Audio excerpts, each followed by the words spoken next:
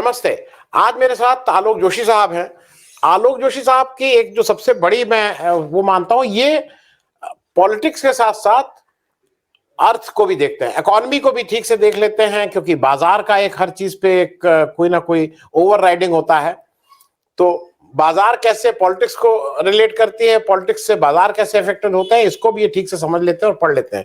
अभी हाल के दिनों में एक आप लोगों ने एलआईसी के आईपीओ पे इन्होंने एक अच्छा वीडियो किया था और हम सब लोग सोच रहे थे, लेकिन वो तो आईपीओ ही अब गड़बड़ हो गया, अब लेट होगा। आलोक जी, हाँ आलोक जी, स्वागत है उस आईपीओ के विषय में कभी और। आज एक चीज ये बताइए, एग्जिट पोल जब से परसों आया है तब से लोग जैसे भाई मैं अभी भी इसको मान रहा हूं, मैं अभी भी मतलब मैं ये मान रहा हूं कि एज सपा की थी है, और अगर सब कुछ ठीक रहता है तो सरकार सपा की बनेगी। ये मैं शुरू में ही इसके साथ प्रोग्राम शुरू कर रहा हूं। एग्जिट पोल की अपनी एक वो है, और एग्जिट पोल ज्यादा साइंटिफिक होते हैं क्योंकि आदमी वहां से निकल रहा होता है तब वो उसको दे रहे होते हैं। तो एग्जिट पोल को भी बिल्कुल नकारना थोड़ा गलत बात होगी। आपको क्या लगता है, क्योंकि एग्जिट पोल में 326 सीट जिस तरह की सीट दे रहे हैं, वो कहीं मुझे लगता है कि भाई मालूम नहीं ये कैसे आ रही है, क्या आ रही है, थोड़ा एग्जिट पोल के बारे में। तो देखिए आनंद जी, एक तो शायद संयोग ही है, हम दोनों ने हरा रंग पहना हुआ है। मैंने तो संयोग से पहना है और मुझे पूरा यकीन है कि आपने भी संयोग से ही पहन लिया है। आज सुबह जब आप कपड़े निकाल रहे होंगे तो आपको ये वाला चमका और आपने सोचा बहुत दिनों से नहीं पहनी है तो आज इसको पहन लो। तो लेकिन आप बात कर रहे हैं एग्जिट पोल की। एग्जिट पोल इस बार थोड़ा चौंकाने वाले तो आए हैं। हम लोग जिस तरह से बात कर रहे थे, जो जमीन देख रहे थे, जो समझ रहे थे, जो पढ़ने की कोशिश कर रहे थे, ये एग्जिट पोल बिल्कुल उससे उल्टी दिशा में जा रहे हैं। हालांकि 3 एग्जिट पोल ऐसे हैं आनंद जी, उनका ध्यान देना चाहिए कि जो उल्टी तस्वीर दिखा रहे हैं आज भी। एक आज का साक्षी ग्रुप है दक्षिण भारत का, उन्होंने किया है। एक हमारे मित्र विकास जैन हैं जो politics.in चलाते हैं, उन्होंने किया है। और एक अजय शुक्ला द प्रिंसिपल वाले, उन्होंने भी किया है। और ये तीनों सर्वे जो हैं, ये तीनों अलग अलग सर्वे हैं, इनका आपस में कोई संबंध नहीं है, ये किसी बड़े मीडिया हाउस से स्पॉन्सर्ड नहीं है, लेकिन ये कहते हैं कि समाजवादी पार्टी करीब 240 सीटें ले आएगी। तो अब सच कौन साबित होता है तो वक्त बताएगा। मतलब अब वक्त क्या बताएगा, बहुत वक्त रह नहीं गया है, कुछ घंटे बाकी हैं, अब तो 24 घंटे से कम समय है। कल सुबह साफ होने लगेगा और मुझे लगता है कि जिस वक्त हम लोग बात कर रहे हैं इससे पहले तस्वीर साफ हो चुकी होगी, दिशा क्या है। और असली बात इन एग्जिट पोल्स की दिशा ही है। नंबर तो कम ज्यादा हो सकता है, लेकिन अगर आपकी दिशा ही गड़बड़ है तो फिर मुश्किल होती है। और जिस तरह से ये दिखा रहे हैं एग्जिट पोल्स, उससे ऐसा लग रहा है, जो बड़े वाले, जो मेन स्ट्रीम तथाकथित मेन स्ट्रीम मीडिया के एग्जिट पोल्स हैं, वहां ऐसा लग रहा है कि भारतीय जनता पार्टी की एक लहर चल रही है। और अगर वो लहर चल रही है आनंद जी, तो मुझको नहीं दिखाई पड़ी, मेरे जानने वालों को नहीं दिखाई पड़ी, जितने लोगों से मैं बात करता हूं उनमें से किसी को नहीं दिखी। फिर ये लहर कहां थी? और अगर ये वास्तव में है, यानी जो कल साबित होगा कि है, तो फिर हम लोगों को शायद बहुत गहरे पुनर्विचार की आवश्यकता है अपने काम करने के तौर तरीकों पर। हमें खुद सोचना पड़ेगा कि हमने जो पढ़ाई लिखाई की थी वो सब बेकार हो गई है।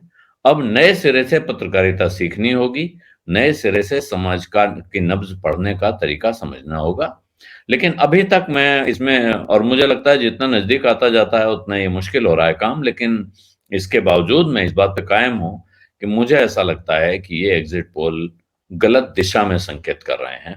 ये हवा का सही अंदाजा नहीं दे रहे हैं, लेकिन जो आकलन मेरा है वो भी गलत हो सकता है। जैसे मैं कह रहा हूं कि वो गलत हो सकते हैं, तो जो मेरा आकलन है वो गलत हो सकता है। मैं पहले दिन से कह रहा हूं, क्योंकि हम आकलन कर रहे हैं, हमने हर वोटर से जाके पूछा नहीं है। हमारा एक असेसमेंट है और वो असेसमेंट गलत सही कुछ भी हो सकता है। उसको लेके मैं खास चिंतित भी नहीं हूं, क्योंकि मुझे इस बात से कोई फर्क नहीं पड़ता है कि किसकी सरकार बने। मुझे तो जिसकी भी सरकार बने, फिर उसकी आलोचना के बिंदु तलाशने हैं, ढूंढना है कि ये क्या गड़बड़ कर रहे हैं। तो वो ये सरकार बनी रहे या नई सरकार बने, हमारे उसके साथ संबंध करीब करीब वैसे ही रहेंगे जैसे इस सरकार के साथ हैं। लेकिन दिखता नहीं है वो जो एग्जिट पोल कह रहे हैं, ये मानना पड़ेगा। मैं, क्योंकि जैसा आपने कहा ना, प्रश्न तो पूछते ही रहेंगे, और कोई एकदम से सवेरा है और शाम हो जाएगी, या धूप रात है और दिन निकल आएगा। हम सबको पता है कि मोर और लेस डीएनए सबका सेम डीएनए है, वो 19-20 का फर्क हो सकता है, कोई बहुत गुणों में बहुत फर्क नहीं। खैर, मैं एग्जिट पोल के बारे में इसलिए आपसे थोड़ा और समझना चाह रहा हूं। देखिए, हम और आप रहते हैं यहाँ पे, आपको भी देख रहे होंगे, मैं भी देख रहा हूं, लोग कह रहे हैं अच्छा देखा तुमने। अरे भाई, हम लोगों ने एक आकलन किया था, जैसे आपने कहा, हम लोगों ने नब्ज और जो इंडिकेटर्स हमें समझ में आते थे उसके हिसाब से हमें ऐसा लग रहा था कि लोगों के मन में गुस्सा है, कुछ ऐसे इश्यूज हैं, महंगाई है, बेरोजगारी है, छोटा जानवर है, किसान है, कोरोना मिसमैनेजमेंट है, जिसको लोग ज्यादा तरजीह दे रहे हैं। लेकिन अगर इसके अलग जैसा ये एग्जिट पोल दिखा रहे हैं, मैं सिर्फ ये पूछ रहा हूं कि हमको और आपको कल भी रहना है, परसों भी रहना है, लोग हमसे सवाल पूछेंगे, अगर गलत हम हैं तो लोग हमें थोड़ा जो भी उनके मन में है उस भड़ास को भी निकालेंगे। लेकिन ये जो एग्जिट पोल वाले हैं, ये 2 दिन के लिए आते हैं, कुछ भी दे देते हैं और बिना किसी जिम्मेदारी के फिर ये चले जाते हैं। बंगाल में इन लोगों ने बिल्कुल उल्टा बताया था, तो क्या उसके बाद ये कभी आए और ये कहे कि भाई हमसे गलती होगी? जैसे हम और आप कह रहे हैं ना कि हम लोग को फिर से पढ़ना पड़ेगा, हम लोग को फिर से नब्ज देखना सीखना पड़ेगा। इन लोगों ने क्या किया है? क्योंकि इनकी कोई जवाबदेही नहीं है।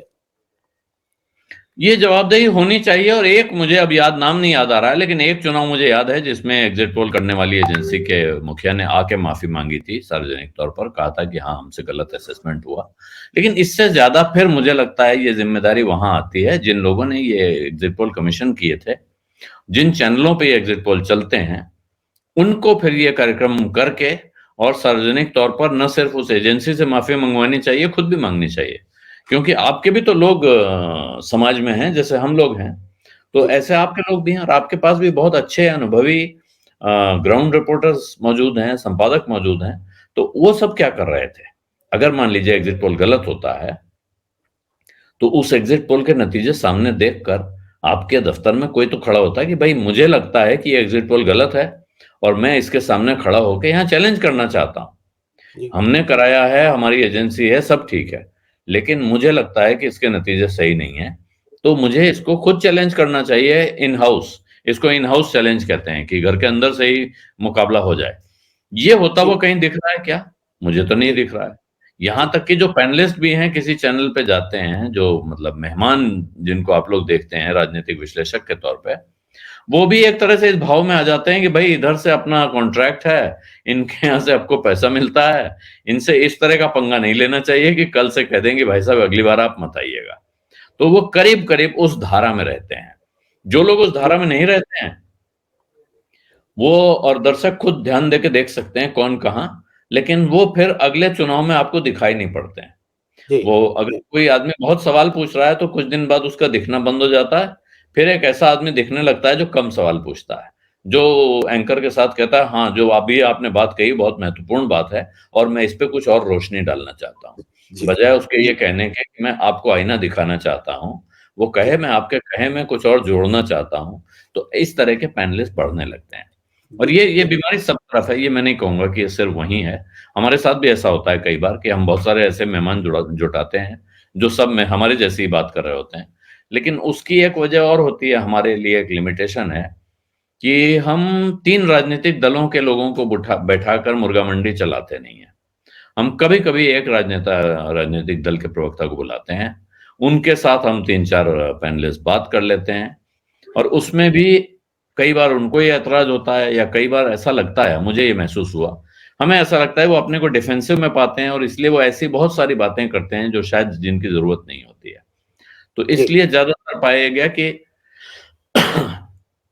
विषय पे बात हो रही है, उस विषय पे रोशनी डालने के लिए जिन लोगों की जरूरत है उनको जुटाया जाए और उनके साथ बात की जाए। जी, मैं आलोक जी एक चीज और, क्योंकि मैं इसलिए इस पे रुका हुआ हूं, जैसे अगर मैं और आप कोई ऐसी बात कहें, गैर जिम्मेदाराना बात कहें, कोई ऐसा वक्तव्य लगाएं, तो हम लोग एफआईआर होती है आपके ऊपर, आज की तारीख में 10 नोटिसेस आ जाती हैं, चाहे वो प्रिंट हो, चाहे इलेक्ट्रॉनिक हो, चाहे सोशल मीडिया हो। हम सब लोग कहीं ना कहीं थोड़ी जवाबदेही है, मतलब थोड़ी रिस्पॉन्सिबिलिटी, जवाबदेही से ज्यादा एक जिम्मेदारी है।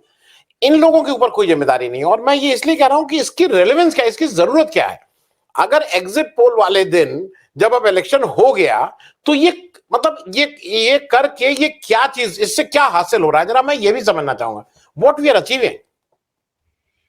इससे क्या हासिल हो रहा है, ये बड़ी दिलचस्प बात है। और ये मैं बताऊं, आज उत्तर प्रदेश में ये बात कही जा रही है कि साहब इससे क्या हासिल हो रहा है। कहा यह जा रहा है कि इससे दो बातें हो रही हैं। एक, जनता के बीच ये संदेश जा रहा है कि ऐसा नतीजा आ सकता है, और अगर किसी तरह की गड़बड़ी करके ये नतीजा हासिल कर लिया जाए तो किसी को आश्चर्य न हो कि ये कैसे आ गया। दूसरा, एक बड़ी सरकारी मशीनरी है जो इस काम में लगी हुई है, जिसका काम मतगणना कराना, जिसका काम चुनाव के बाद की व्यवस्था करना। और कई बार अगर कांटे की टक्कर हो, यानी 2 सीट कम पड़ रही हैं, 2 विधायक कम पड़ रहे हैं, तो उसमें सरकारी मशीनरी की भूमिका बहुत बढ़ जाती है। तो उस सरकारी मशीनरी को भी एक तरह से संदेश चला जाता है कि नहीं भाई, ये लोग जीत रहे हैं, जरा इनकी तरफ रहो, इनकी बात सुनते रहो। जो पिछले कुछ दिनों में आपने सुना होगा कि अनेक सरकारी अफसर विपक्षी पार्टी के नेता के यहाँ हाजिरी दे आए हैं, उनके घरों की सफाई हो रही है, कुछ पुराने जो स्मारक हैं वो साफ किए जा रहे हैं, या पार्क हैं वो साफ किए जा रहे हैं, एक्सप्रेसवे का वो हिस्सा साफ किया जा रहा है जो पिछली सरकार ने बनवाया था, वहां पेंट वेंट करके चमकाया जा रहा है।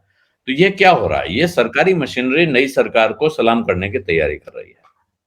तो ये एग्जिट पोल इस तरह का आता है तो उस सरकारी मशीनरी को संदेश देता है कि उधर सलाम बजाने की जरूरत नहीं है, वहीं सलाम बजाओ जहां अभी बजा रहे थे। तो ये एक थोड़ा लॉन्ग ड्रॉन है, लेकिन ये एक एक्सप्लेनेशन हो सकता है। लेकिन दूसरा एक्सप्लेनेशन वही है कि आप जनता के बीच ये माहौल तैयार करते हैं कि नहीं, जीत तो यही रहे हैं और अब आप उस जीत के लिए तैयार हो जाइए। हाँ आलोक जी, जाने से पहले एक अंतिम प्रश्न, और मैं ये प्रश्न आपसे स्पेसिफिकली पूछ रहा हूं क्योंकि आप बाजार समझते हैं। मैं हरदम जब देखिए एक 5 डे टेस्ट होता था, लगता था क्रिकेट हो रहा है, फिर एक आईपीएल वर्जन आ गया जो केवल शुद्ध बाजार है, इट इज अ बिजनेस। उसी तरह से जो हमारे इलेक्ट्रॉनिक चैनल हैं वो भी बिजनेस कर रहे हैं, वो कोई पत्रकार, क्योंकि बहुत से पत्रकार लोग जो पत्रकारिता करना चाहते थे उनको छोड़ना पड़ा। ये हम और आप जानते हैं, उसको मैं रिपीट नहीं कर रहा हूं। पिछले 2-4-5 साल में उन्होंने छोड़ा, सोशल मीडिया पे आए और अपना बहुत सक्सेसफुली, बहुत अच्छे लोग।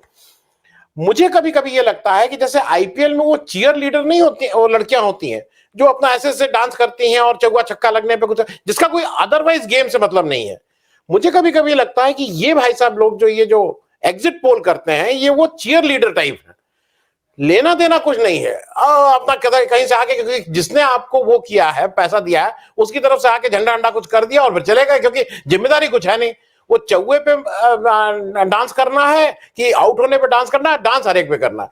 मैं इनको चीयर लीडर के रूप में देखता हूं, क्योंकि ये व्यवसायिक है, ये उस बिजनेस को प्रमोट करने के लिए लेके आते हैं इलेक्ट्रॉनिक मीडिया वाले कि थोड़ा रोचकता हो, इसलिए ये सब मसाला है, तड़का है जी।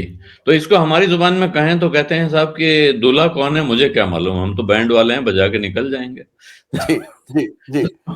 तो ये है। तो और ये बात अब याद करिए, आप पहले 3 दिन का चुनाव का नतीजा हुआ करता था, जब काउंटिंग होती थी लगभग 3 दिन लगते थे। तो उस 3 दिन दूरदर्शन क्या करता था? दूरदर्शन हमको 24 घंटे फिल्में दिखाता था, हम फिल्में देखते रहते थे, और उसके बीच में आधे घंटे पर बुलेटिन आते थे जिसमें बताया जाता था कि इस वक्त क्या हुआ है।